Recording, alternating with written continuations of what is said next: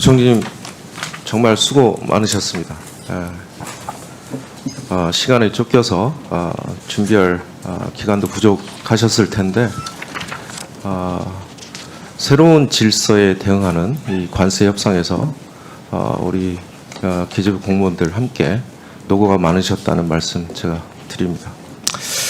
지금 우리 이제 그 무역 질서들을 이제 살펴보면 이제 FTA와 WTO 체제는 사실상 이 기존 질서는 이제 흔들렸다.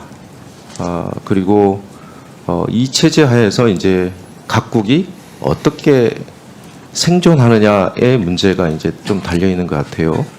지금 FTA 체결 국가가 지금 미국 빼놓고 어디들이 있죠 지금? 한국을 빼놓고 네네. 일본도 아니고 EU도 아닙니다. 아니, 저 한국이 FTA 체결 국가.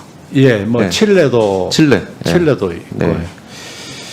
그 사실은 저는 이제 좀 뭐 이런 이제 그 질서 변화의 근본은 미국 제조업의 붕괴 그리고 일자리 부족. 지난 40년 동안 진행된 미국의 생산 시설 부족, 다 해외로 나갔지 않습니까? 심지어 애플조차도 마찬가지고.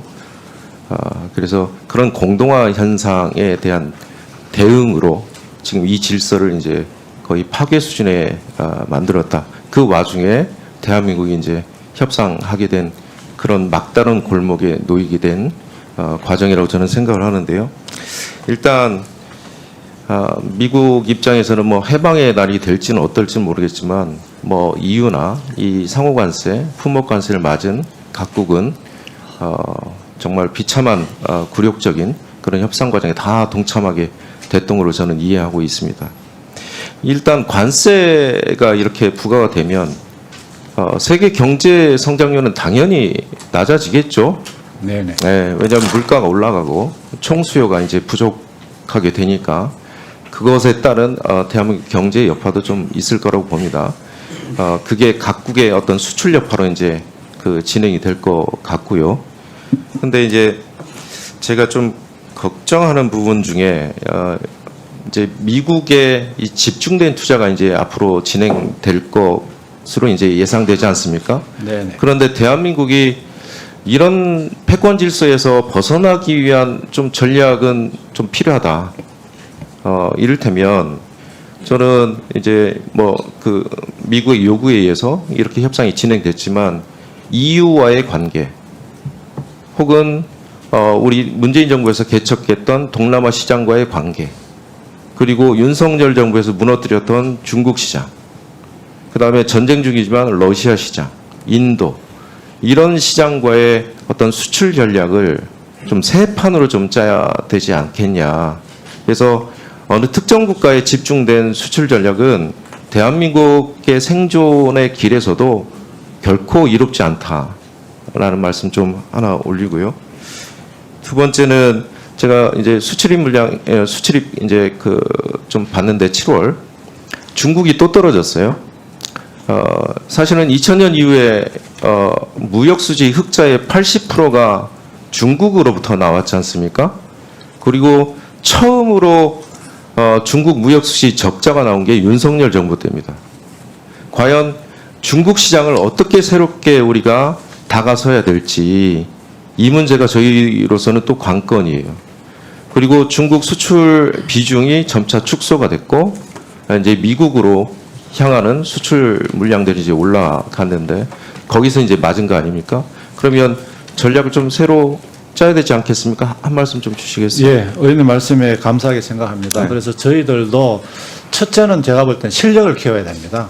실력을 키우고 또 그리고 지금은 의원님 말씀하신 것처럼 중국 시장에서 저희들이 수출이 계속 이렇게 떨어지고 있는 그 현상입니다. 이걸 받아들여야 됩니다.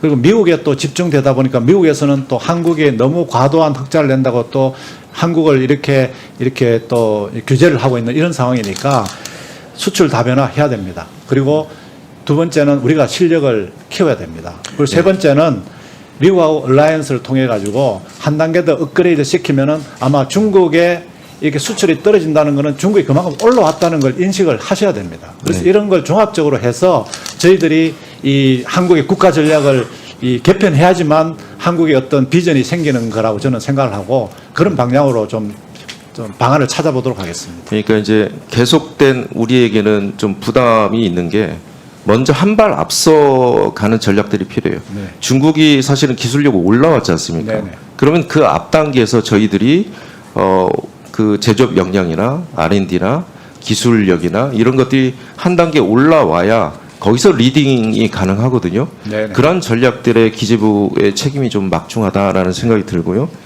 좀 국내 제조업 이제 공동화 현상의 한 세 가지 포인트만 좀 말씀드리겠습니다. 하나는 국내 생산 실현 축소는 당연합니다.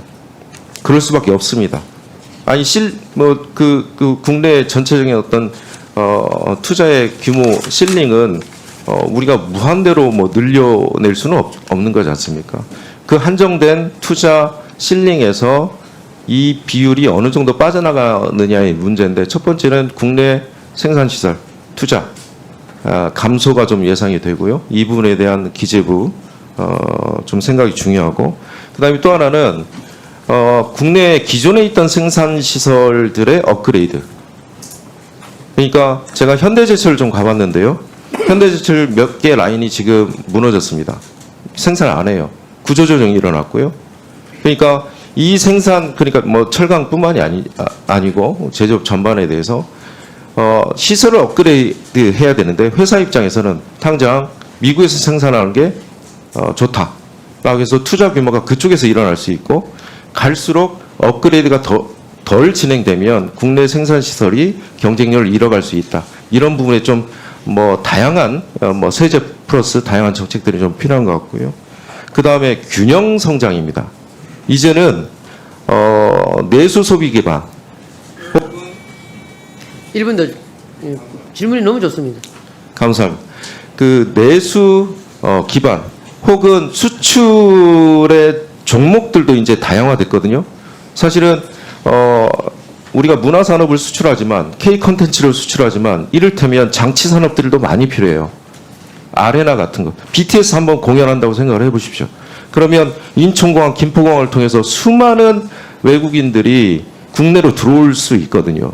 그러면 우리가 수출의 하나의 품목이긴 하지만 국내에 또 추가적으로 투자해야 될 그런 어떤 경쟁력 있는 산업들에 대한 전략적인 경제정책 방향들이 좀 필요하다라는 생각입니다. 마지막 말씀 주시고 제 질의 마치겠습니다.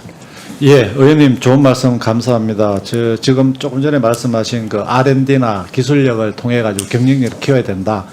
아마 요번에 이제 저희들 새로운 새 정부의 경제정책 방향을 보시면은요, 제가 진짜 초혁신 기술 아이템을 중심으로 해서 초혁신 기술 경제로 갈 수 있는 그 추석을 낳기 위해서 내년도 정책 방향 그리고 예산해서 이렇게 얼라이언스 시켰다는 말씀을 드리겠습니다.